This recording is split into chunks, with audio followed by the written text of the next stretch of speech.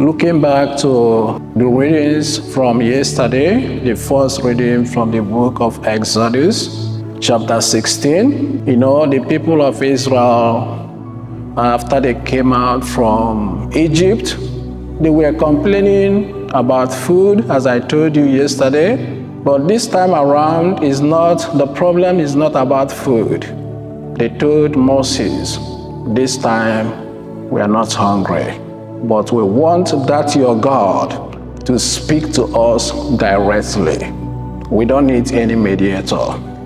Let him come and speak to us, because every time you will tell us, oh, God said this, God said that. No, we don't want that anymore. And God said to Moses, I'm going to come down. But before I come down to speak to them, let them sanctify themselves. Let them be ready. And that very day, God said to Moses, all of you should go to the mountain of Sinai, because I will come down and I will talk to everyone. And do you know what happened? That very day, God came in a mighty way. There was thunderstorm, there was lightning, there was earthquake, there was trumpet. They were hearing the sound of trumpets and they couldn't see who was blowing that trumpet. And do you know what the people of Israel said? They said, no, Moses, we don't want him to talk to us now. This is too much for us. Let him talk to you. Then when you come down from the mountain, we will hear what he's saying to you. Many people in this life, they complain a lot. They complain for everything. Whatever happens, they complain. And coming to the gospel reading today, we see the disciples asking Jesus, why do you speak to these people in parables? Why? And the reply Jesus gave to them was, because they look, but they do not see. They hear, but they do not understand.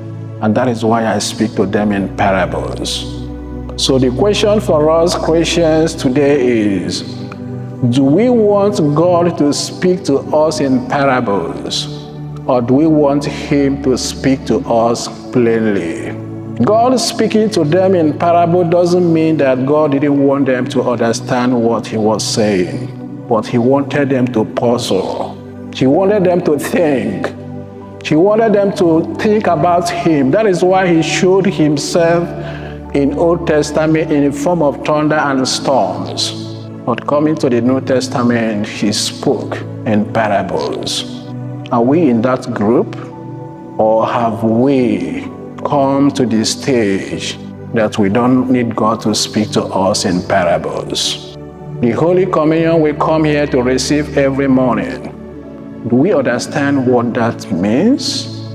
The homilies we hear every morning, do we put them in practice, or do we still want God to speak to us in parables? So let us ask him in this Mass and tell him that we are ready to sanctify ourselves, because he's coming to speak to us. He's coming to dwell in us, but we have to be ready. No one knows when he's going to come. No one knows when he or she is going to die. And that is when God will come and said, are you ready? I want to call you now.